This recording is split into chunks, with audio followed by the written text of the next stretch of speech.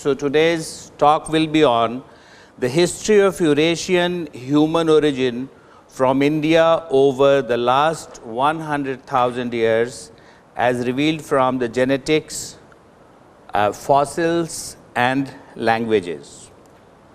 In 1987 and 1988, two different teams of DNA specialists, they published their reports which found that the oldest human mitochondrial DNA lineages L0, L1, L2 and L3.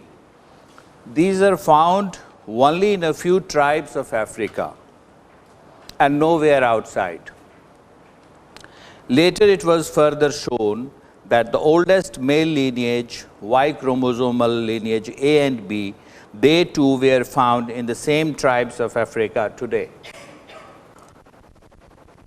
This became the basis for the claim that Africa was the home of the first human, and that the modern human subspecies, Homo sapiens, sapiens, double sapiens, spread out from Africa. However, the main question was not answered. If the man came out of Africa, why did the African mitochondrial DNA lineages L0, L1, L2 and L3 and the male lineages A and B, the most ancient ones, are not found in any place outside Africa? Because that should have come out.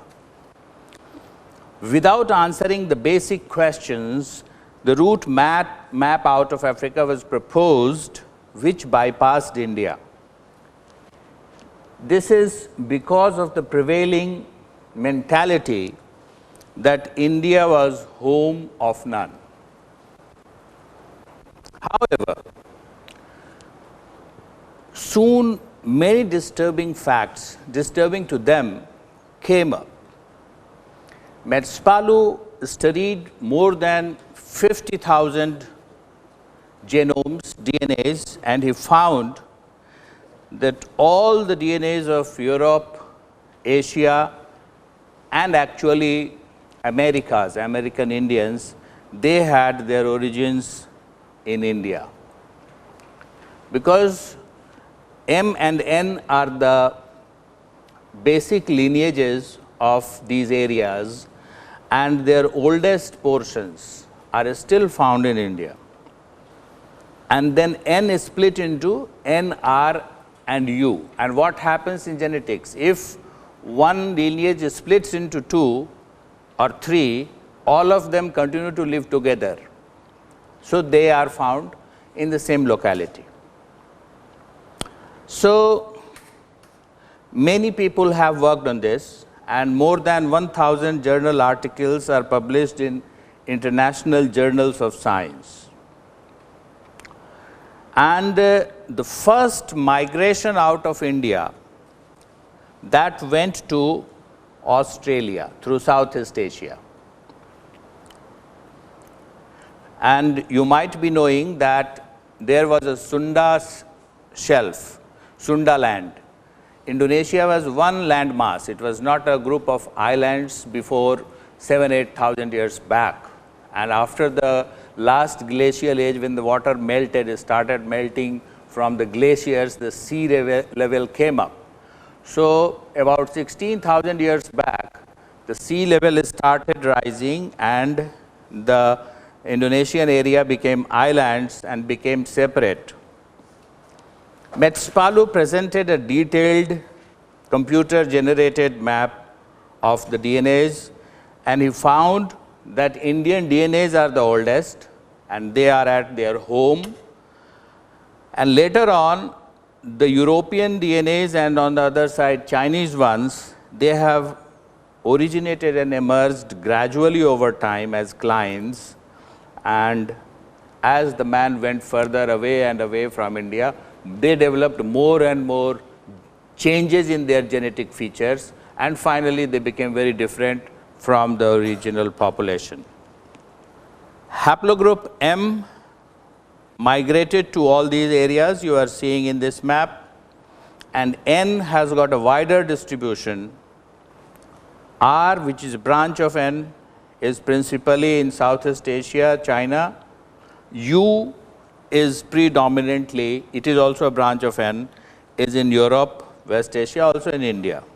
Kivisil, after this map, you see, when the U was published, then racist people started saying, see, this is the evidence of Aryan invasion from Europe to India. But Kivisil was able to demonstrate by further what you call studying the resolution, high resolution DNA study, that actually it had originated in India, and from India it had migrated about 50,000 years back. Its branch is U5A, and that is basically the branch which originated in Europe. Now, but M and N, who was the ancestor of M and N? The ancestor of M and N was L3, and L3 is not found anywhere else other than Africa. So it was proposed that possibly L3 came to India maybe 1 lakh years back, 100,000 years back, and then gave birth to M and N, and then anyhow L3 lineage expired, died out of competition with newer people or whatever. So this is the gene distribution map of non-Africa and Africa. You see in the upper part, the non-African lineages, DNA lineages are there, and in the lower part, African lineages are there, and they do not overlap. They are exclusive. So this can explain it, that L3 came out of Africa and then populated, first settled in India and then populated the rest of the world. But the question arises that L3 was daughter of L2 and L2 was daughter of L1. So why did these other lineages, which are still surviving in some tribes of Africa, why did they not come along with them? How did people identify that, okay, this is L3, let her go, and these are others, we will stay back?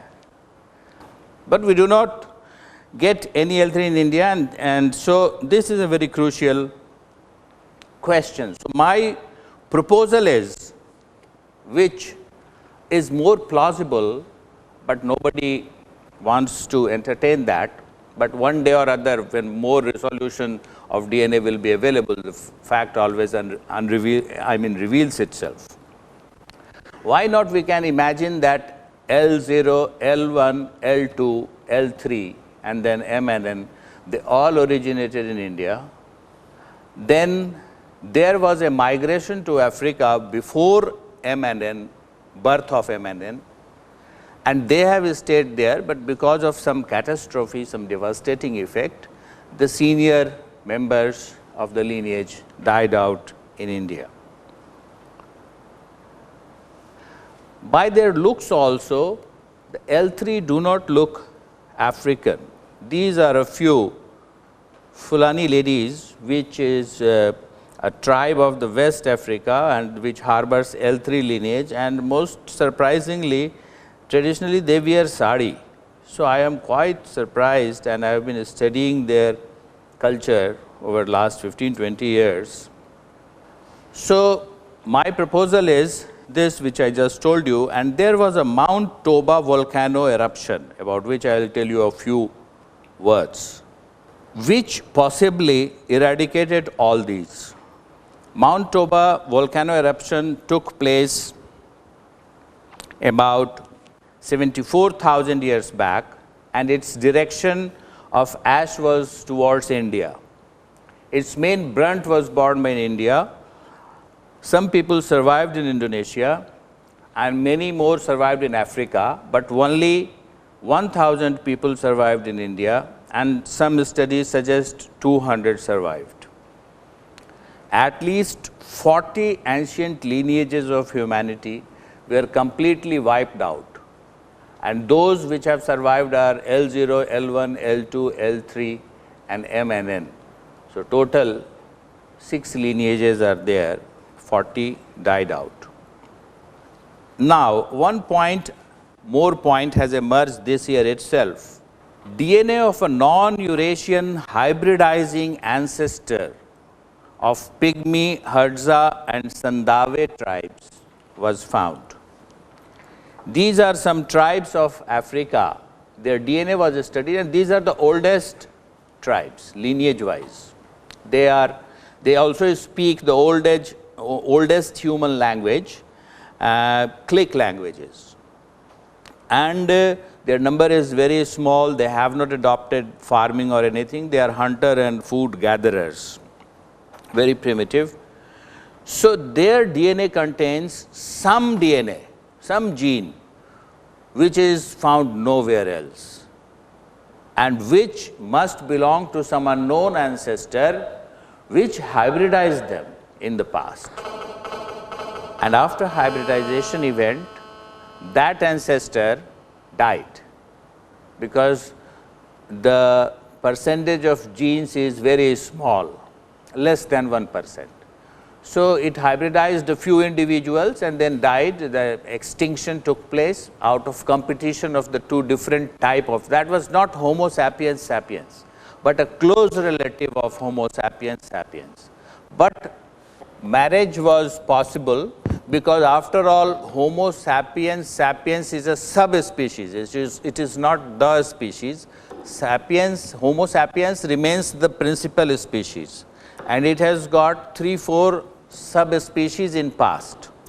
So, they could interbreed, although they were different people from different lineages. So, this is the only possible way to explain these facts, that mitochondrial DNA Eve was in India. Then some people migrated after, say, lineage L0, L1 was born. They went to Africa. After maybe 30, 40, 50,000 years later, when L3 was born, and then hybridization occurred, and then they have become different because of that hybridization. They do not look like the rest. And then after L3 was born, then again there was a migration, and then we get Toba eruption after the birth of M and N. After L3 migrated, M and N were born in India again, and after Toba eruption, everybody else was wiped out, and M and N have survived. But whatever is the truth, we do not know. It will take more time, and we need to so far concentrate on those things which are definitely confirmed, which I have told you, Metz Palou's research. So, there are other relatives of Homo sapiens. One is Homo sapiens neanderthalensis, died about 35,000 years back. Homo sapiens adultus, skeleton and skulls have been found, but no DNA available, but Neanderthal DNA has been recovered. Then there is Denisovan. This is the face of adultus, found in Africa, African skull, about 150,000 years old. One bone was found in Siberia, Denisova area, and it was a dark colored person, and gene was extracted out of that bone, and that gene has been found to be present in many people in this distribution, going up to Australia. So, he was also hybridizing humans of that time. The location of Neanderthal was this green area, and he was a white person, and last year a paper was published in which Neanderthal gene was traced in modern humans also, and he did hybridize up to 7% of population. In some areas they are carrying Neanderthal genes. And he was white and probably blonde. These are the reconstructions out of the fossils. So we find that in 3 different parts of world, 3 different relatives of us existed and they were marrying with us. And possibly one possible home could have been away from them in India, from where people went to each of these regions, hybridized with local people, and then developed different facial features and different things. This is yet not proved, my theory. But there are hard facts, other hard facts, which we need to take account. Narmada Man. This is the only human fossil found. This belongs to about 250,000, 2.5 lakh से 3 lakh साल पुराना. And it was earlier claimed that it is Homo erectus because its cranial capacity was found to be 1500 cubic centimeter. So different teams of scientists came from France and USA, studied it. Narmada Man found in Hathnora region. Kennedy, famous, very famous scholar of skeletons, he died only last year. That is a huge loss to us. His study found that this was actually not a male but a female. And for female, 1500 cc is the maximum. Modern man, we get 1500 cc in female and 2000 cc of cranial capacity of the bone in man. So this was actually a modern man, wrongly labeled as a male of Homo erectus species. And D'Alembert was the French scholar who also held the same thing. And this was the oldest Homo sapiens found anywhere in the world, indicating that this was the ancestor of humanity. D'Alembert and Sonakia published a a paper declaring that the skull was ancestral to all the Indians. And by implication, this becomes the ancestor of all non-African humanity, because we have seen by genetic studies that everybody else other than Africans, they came out of India. Other skulls were found from Lanka, 2 human skulls. One other 160,000 years old skull was found from near Madras.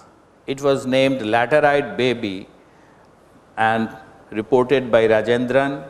CT scans and many things were done and it was found to be Homo sapiens. So what happened to these reports? Now nobody in the mainstream cites these reports. They just ignore. Nobody contradicts, nobody cites, they just opt out and they write presuming and commenting like the previous reports. This is the distribution of Homo erectus. Now Malasi Debricourt, another lady, she has published her report after studying nearly all the fossil skulls from the world. She found that Taurus angularis is a part of a skull bone which is present in all modern humans, including Narmada Man, but absent from nearly all of the African skulls and present only in one Rhodesia man and present in later African skulls, about 20,000, 30,000 year old skulls of Africa. Not 1 lakh and 1.5 lakh years old African skulls. No, they are not carrying that. So she proposed that Rhodesia man went to that place from India. So this is what, if her proposal is made into a graphic, this is this. And there is another evidence of Lake Mungo 3 DNA that I will talk now. So they also might have emerged from here at the same time. One went east, other went west. And you see, Narmada river is connected with Son river, and Son is connected with Ganga, and Ganga is connected with Brahmaputra, and like that. Those people did not have pottery, so they were forced to live near rivers. They could not drink water if they lived anywhere away. So possibly they were using it as a highway, some sort of international highway. This is Lake Mungo 3 skeleton. This skeleton was found in 1960s from Australia. Lake Mungo is a huge lake there. It was dated 45,000 years old.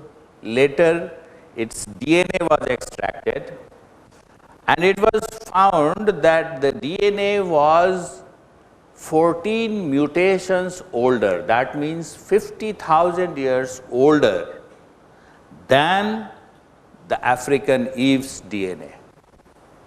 So this skeleton, although the individual lived 45,000 years back, but in his bone there was a modern human DNA which was 50,000 years older than the first so far assumed human being, the African Eve. So this Adcock and Thorpe, two people wrote on this, and later on their papers, published papers, were also dumped. Although the DNA evidence is very hard evidence, it is a product of laboratory findings, yet they were dumped. So one more thing was found, that this Lake Mungo DNA, its degenerated form is still found among us humans. Particular, what happened, its mitochondria became degenerated, and it got attached to one chromosome of modern humans by mistake, and that mistake is now continuing among us. So about 50% of us is carrying LM3 fossil gene, it has been named, denatured gene. That means that it was breeding with us and living along with us. So that place could have been India or somewhere, but not Africa at least. But then again, they have been dumped into oblivion. So now we can come to the latest DNA study by a more precise and more high resolution study, recombinant DNA study, which was published September 2011. It was funded by IBM, the computer company. It was very expensive, and so now it is really the final word, and it shows, it was published by National Geographic, their map. It shows that, yes, I mean, nobody can contradict the African origin. That will amount to blasphemy in modern science. Modern science also has got its dogmas and many things, even in physics and everywhere. So yes, first people, humans, came out of Africa, then they came to Gujarat, and then two branches, one went to south, then along the sea coast, they migrated like this, and then they split to populate Central Asia, China, Tibet, and everywhere. And on this side, you see one branch went through Central Asia to Europe, and one branch North Africa, like that. And its finer details are also available, but they have not been published, printed in the news. So now we can come to the history of journey of mankind as told by Stephen Oppenheimer's slides. They are available on the net as the journey of mankind. If you search on the Google, you will get it. So this is about 85,000 years back. Then 74,000 years back, Toba eruption, destruction, again regeneration. After Toba eruption, there was a 10,000 years long cold period, because sulfur dioxide was released, which causes cold, hypercold phase.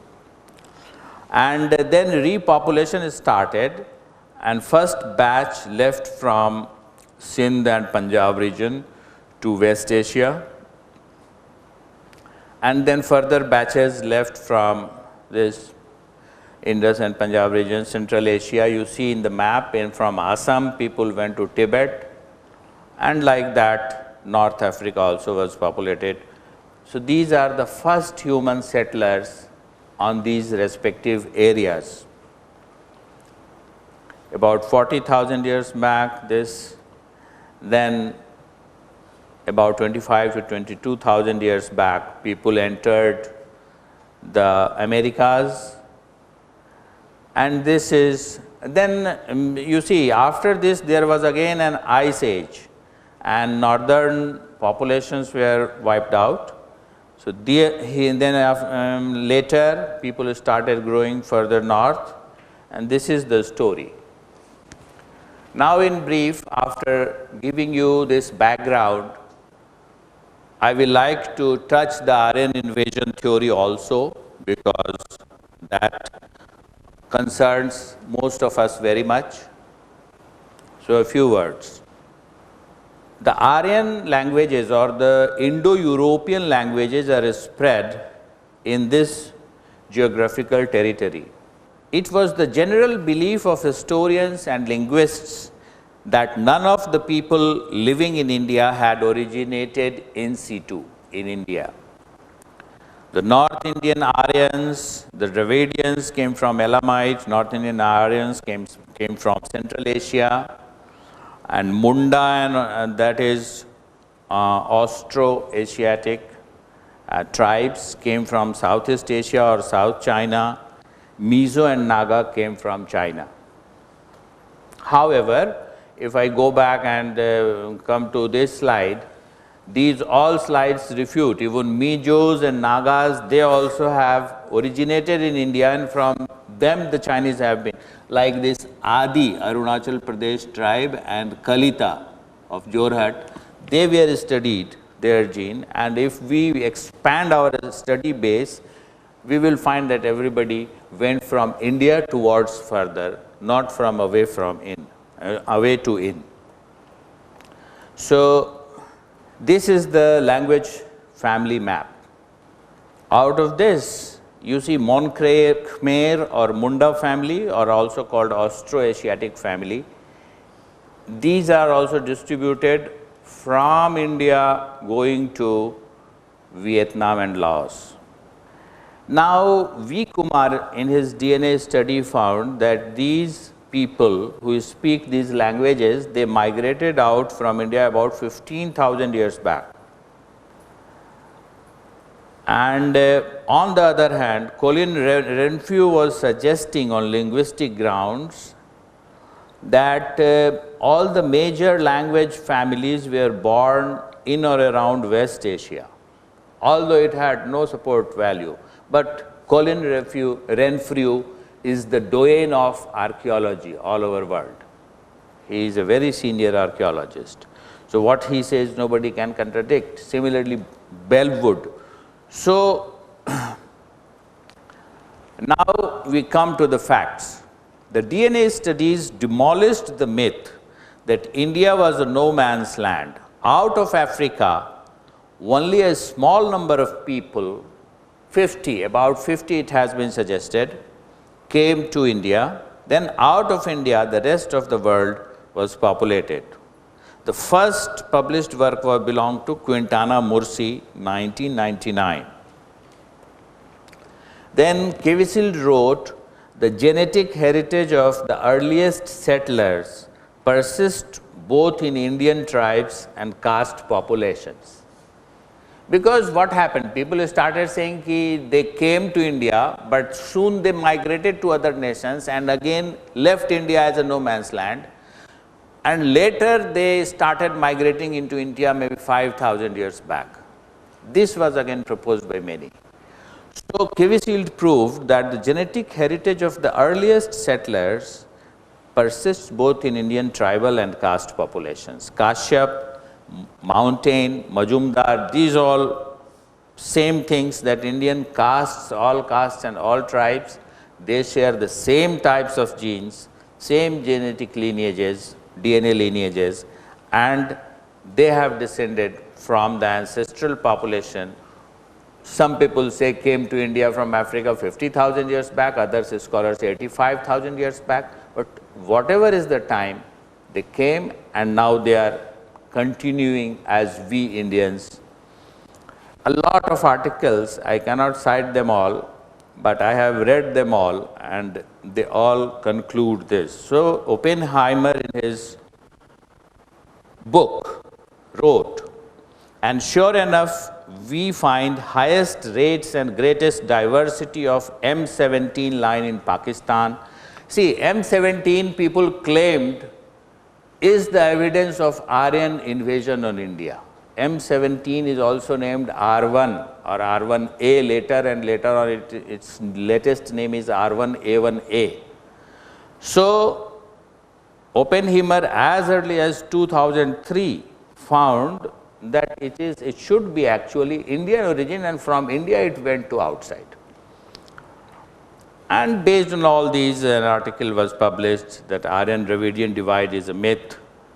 Now there is only one possibility based on all these reports, DNA reports, that the Aryan languages, the Austro-Asiatic Munda languages and Dravidian, all the three originated in India in three parts, different parts, corners of this country. And why they became different? Because during the 5,000 years long ice age, people could not interact with each other, could not interbreed or marry or meet each other. So three different types of languages emerged from the past population, which existed here maybe 25,000, 30,000 years back. Okay, this is the only plausible solution to the complex picture.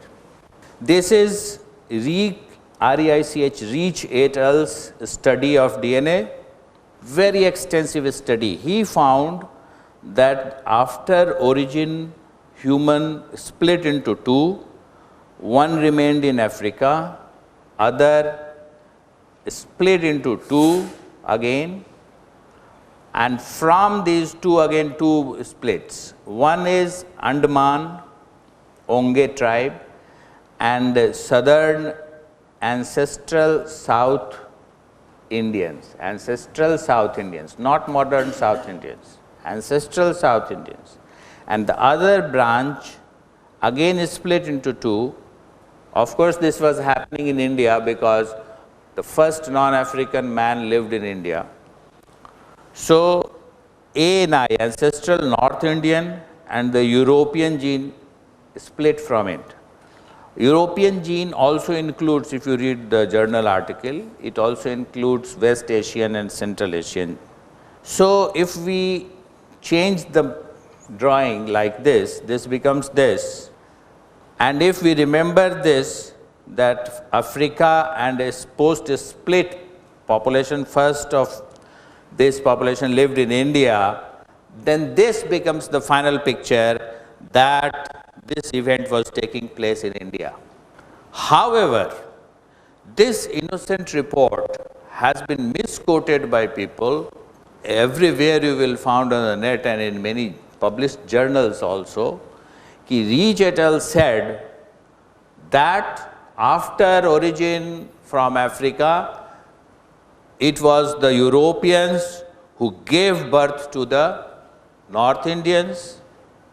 This you will find everywhere. This is wrong interpretation, because this event of further split was taking place in India. Now, how did we come, modern Indians? It has been found that ancestral North Indians and ancestral South Indians hybridized extensively, so that in India now genetically there is nobody a South Indian and nobody a North Indian. Their genes have mixed so much over the last 5, 10, 20,000 years. But yes, in the past, and you see in the National Geographic map, from Gujarat it splits into two, one going to south and one going to north. So that split is this point. Okay? So these all are consistent things and explain many things. Now we come to modified iron invasion theory. When so many genetic data came, DNA data came, there was a panic in their camps. So they started saying that Aryan invasion did not take place. Aryan migration took place. And the Aryan people had a very strong linguistic equipment. They had a very high quality language. By means of that, they were able to convert the North Indians into, so it is a conversion of language. That is what they are now proposing. And what happens? The DNA people, they do not know anything about history. They just ask Dorian Fuller, they will ring, or they will ring Bellwood, and they will say, it is a change of, language changes, Few people are required to change the nation's language, if they are strong enough, if they have willpower, if they are the ruling. So in that way, this is the modified Aryan invasion theory. Modified Aryan invasion theory says that Indo-European languages emerged in Ukrainian steppe. Steppe is a grassland, useless, farming cannot be done there. And there is one group of people who repeatedly says, no, it was born in Turkey. Turkey is called Anatolia in history. So it was born in Turkey, and they are also publishing their reports. So now there are two camps, Ukraine and Turkey. Turkey is a very minority, and Ukraine is dominating. And about 3,500 years back, they came to India and they converted the people. However, some people like Sahu, Kivisild, Metz, Palu's team studied, and they said, this quotation is from their article, the perennial concept of people, language and agriculture arriving to India together through the northwest corridor does not hold up to close scrutiny. Recent claim for a linkage of haplogroup J2L and R1A and R2 with a contemporaneous origin for the majority of Indian castes, paternal lineages from outside the subcontinent are rejected, although our findings do support a local origin of haplogroup F and H. These people, they have infiltrated the genetics study circle also. So these people were claiming that J2 came from West Asia, L came from again some portion of West Asia and infiltrated South India, Dravidian, and R1A from Central Asia, North Indian language, and R2 also from there, and F and H are also foreign DNAs, but this was ruled out by a very, very large study. Now, we know from linguistics that Combrie's article is a good summary, and my articles are also there on this, on the net available. Aryans or Indo-Europeans were farmers, definitely before a split into different places. How do we know this? Because words relating to farming is found in all the Indo-European languages. Like, milling. Milling is this process. And musal is Hindi and Sanskrit. Muhle is German. And molar teeth, grinding, anything which grinds. Molar is also this. Similarly, pitta, if you go to England, you find pitta bread there. Pitta is the name of bread in UK. Pizza or pizza you call it. T is silent in Italian. So pitta, those who live in East UP, Bihar, they know what is pitta. And paste is the Sanskrit word for all these. These all come from paste or pis dhatu in Sanskrit, which means grinding, etc. Large number of words which prove that the Indo-European language before migration belonged to farmers. And where did farming culture originate? Ganga Valley pottery, Neolithic, 9,000 years old, Koldehwa, Lahora Deva, Jhusi, Bolan, and many places they have been excavated. But people outside India, they do not want to refer to these places. Only one place, Indian place, is mentioned, known to the Western authorities. That is Mehergarh, now in Pakistan.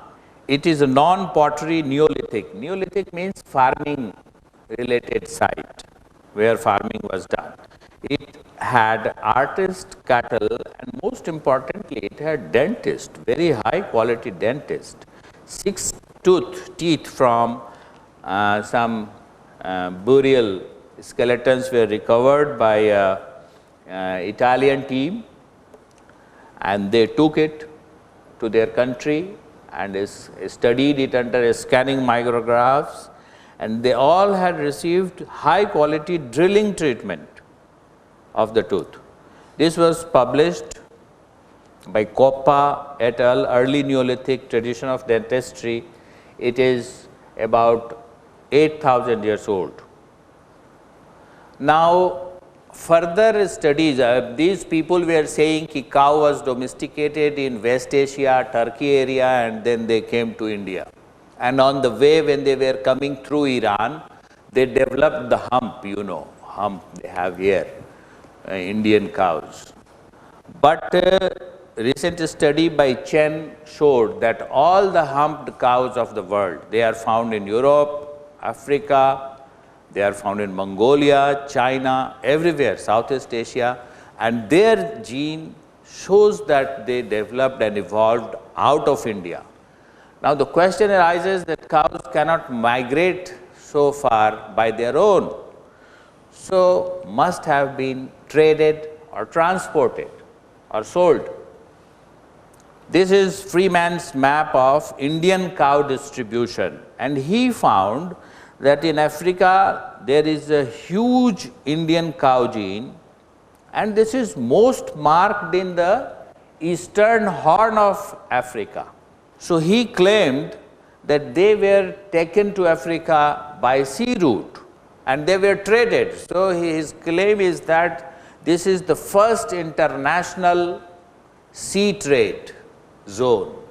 Indian Ocean was the first international sea trade zone, maybe 5,000 or 10,000 or 15,000 years he finds. I mean, these people are very modest. So if they claim 20,000 years, they will be kicked out of the academic society. So he has claimed about 5,000 years back. Sea trade was taking place. But I have further studied their DNA reports, and actually this migration to Africa took place about 20,000 years back, if we trust the DNA reports. And this is another map made by European students of cow DNA. This is Piemonte cow, which is found, and not today, it is a quite old breed there in Italy. And it has been found that it migrated from Pakistan through this route.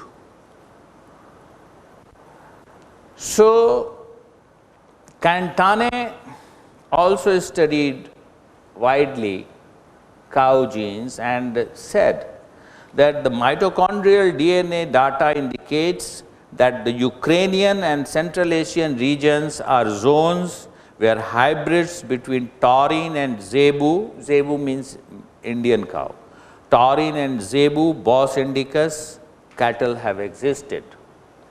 This zebu influence appears to have subsequently spread into southern and southeastern European breeds. See, this description is consistent with this map.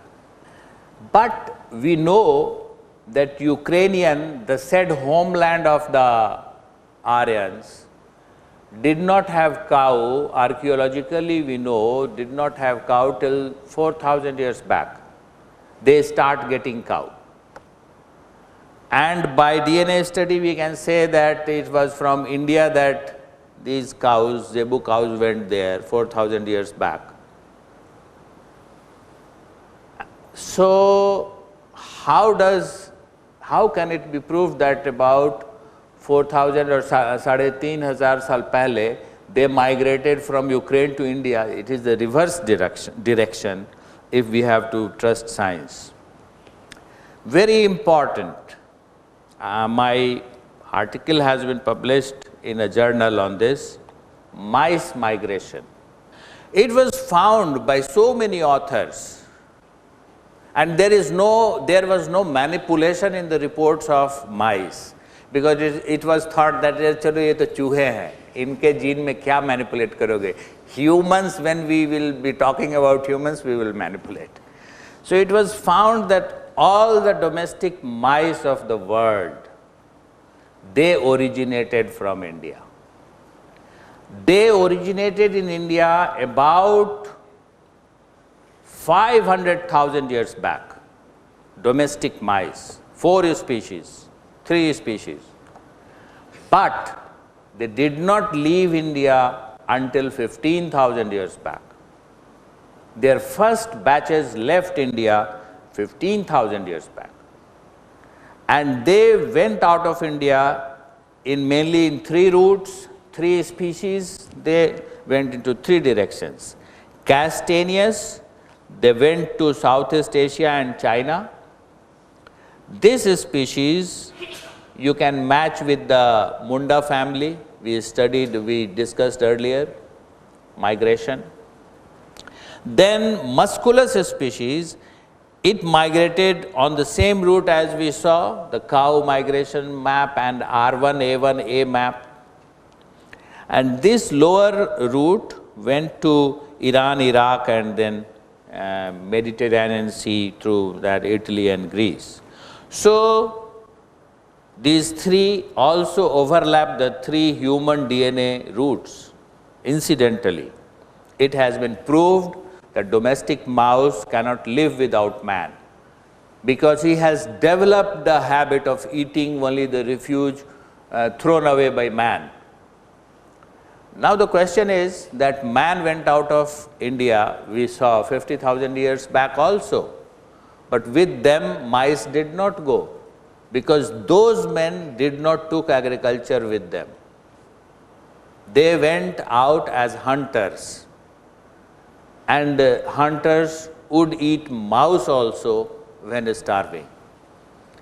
So they preferred to live in India, where most of the people were vegetarian, and they were getting the paddy fields, wild paddy fields. Even when we were not cultivating, we had wild paddy fields, and we were just harvesting and eating maybe 100,000 years back.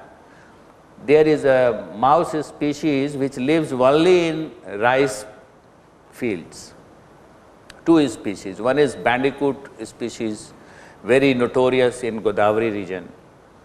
So this fellow lived in India till recently, and when people farming went to, it is wild, it is not a domestic species, but it is dependent on rice fields. So it has spread out of India with humans to Indonesia now, and their DNA shows that it is of Indian origin. And now it is, pestering the paddy fields in Indonesia. Another Borsot, another author, his details are also almost the same, route maps are the same. This is another author, his details are also the same.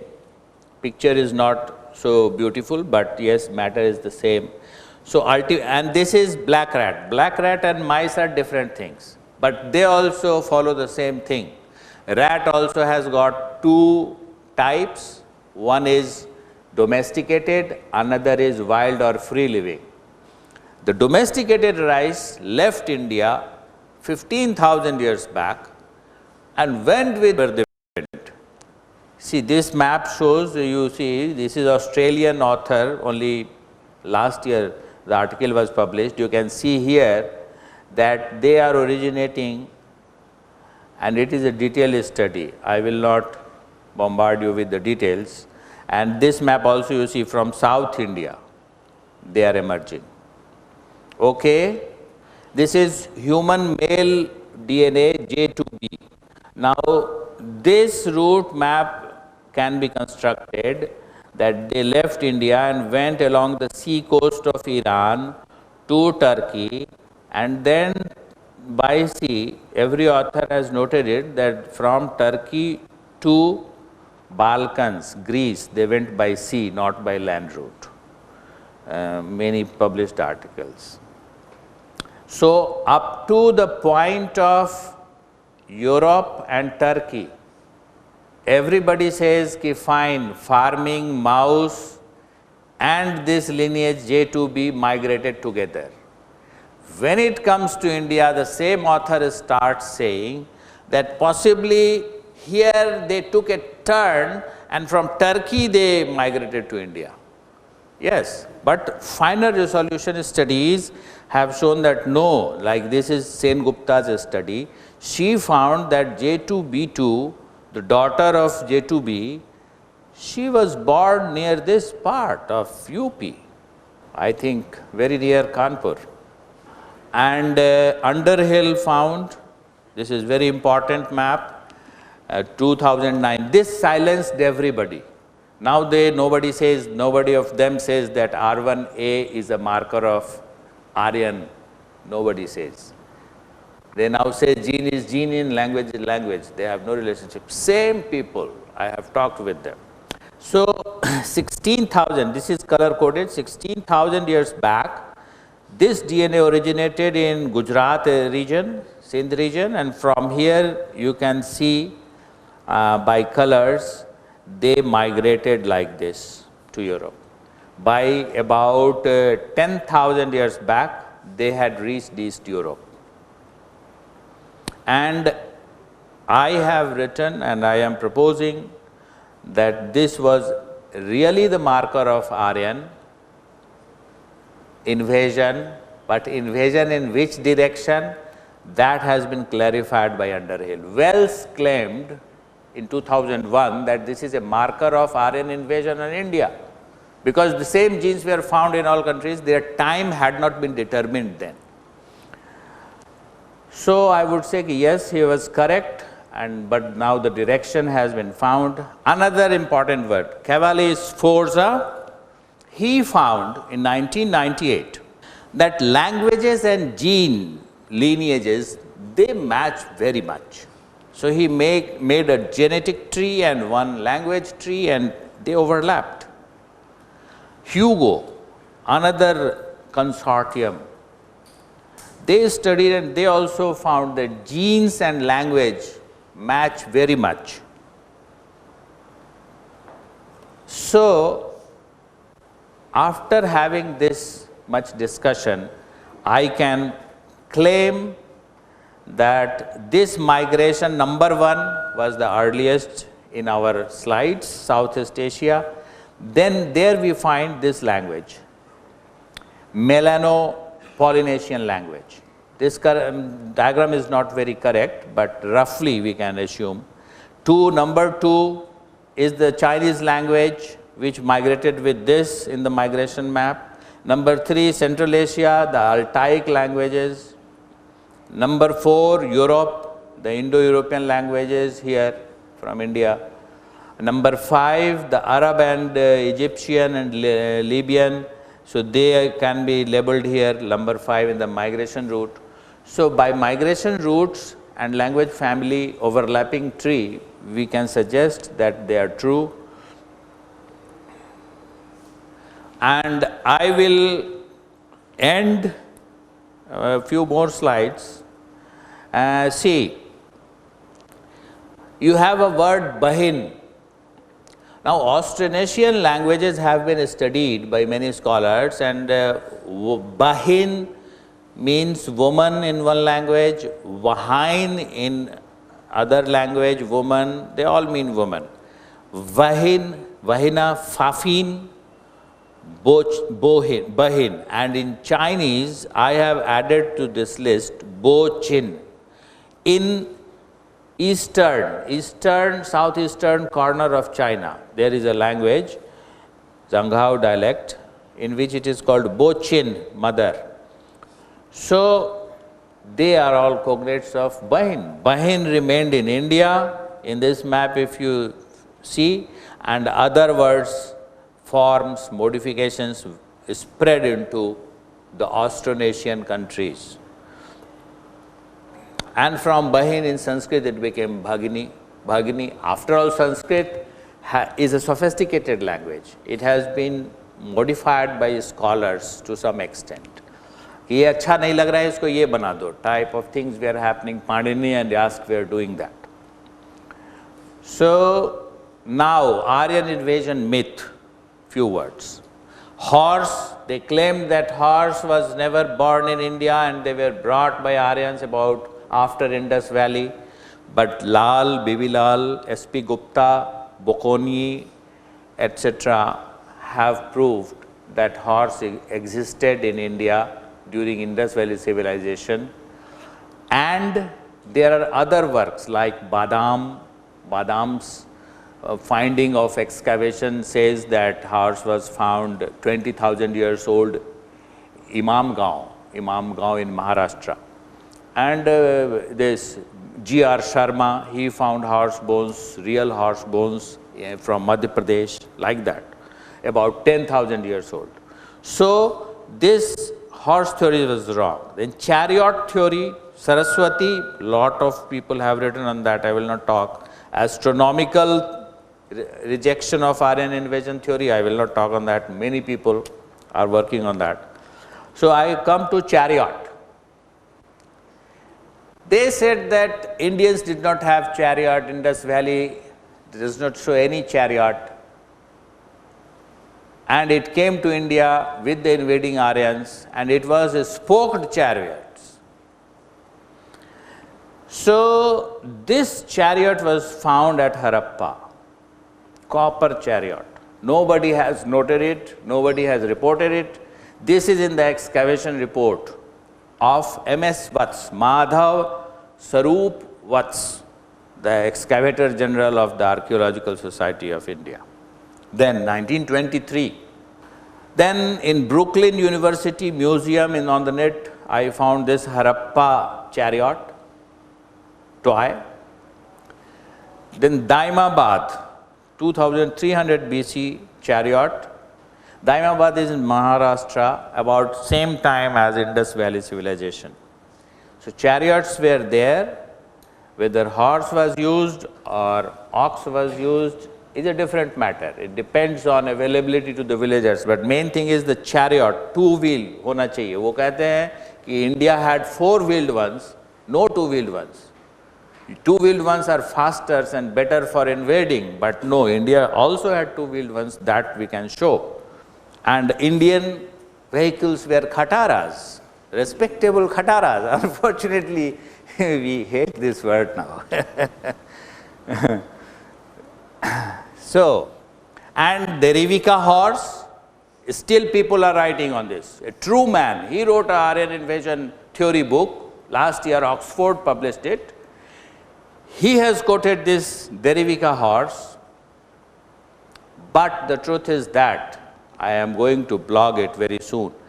David Anthony claimed in 1991 that he found a horse buried and 4200 BC, that means 6000 years old horse in Ukraine. Everybody accepted it.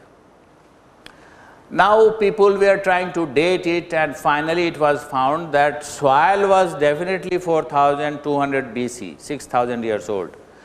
But burial, the qabr, was made much later, recently, only 2000 years back from today by somebody, and he dug it deeper and deeper and then deposited his dead father or mother with a horse.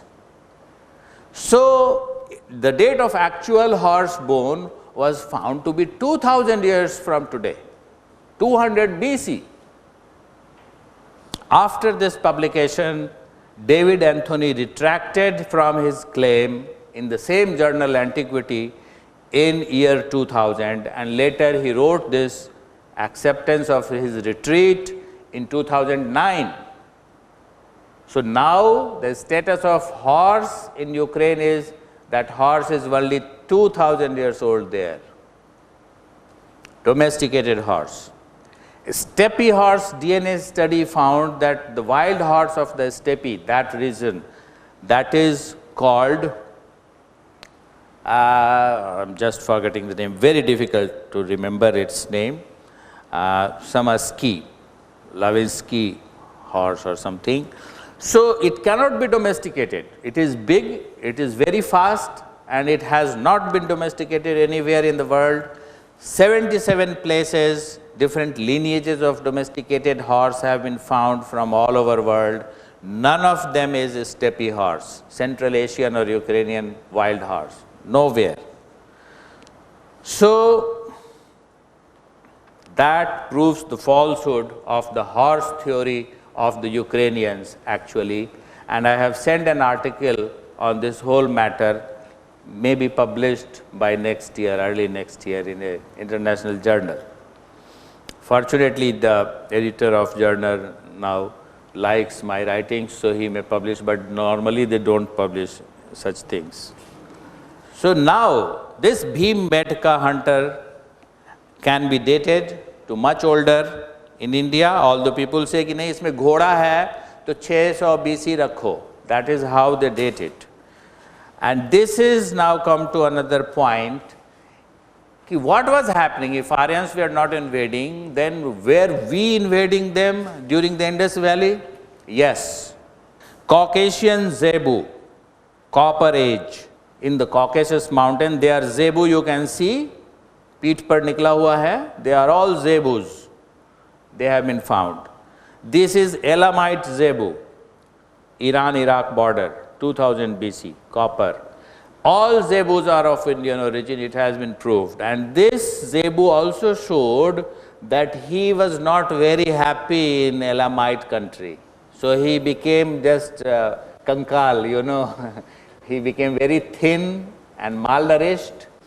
And this is Hittite Zebu of Turkey, 1007 years old. So definitely during the Indus Valley period, people were going out of India and inhabiting those areas. That is why we get Indian type of influence there.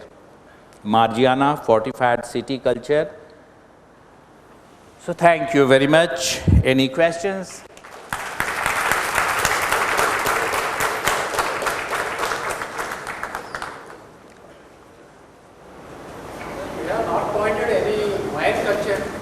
Pardon? Wine. They have not pointed to Wine? Mayan, no, I restricted only to this region. Mayan is very old, and that is due to the migration 17,000 years back. So that time also it was because migrating from India, there may be many similarities, and later contact also were made through sea route. So there are influences, Indian influences on Maya, but they were not in the context, and the time was also short. Okay, then a lot of thanks for the patient hearing. Thank you.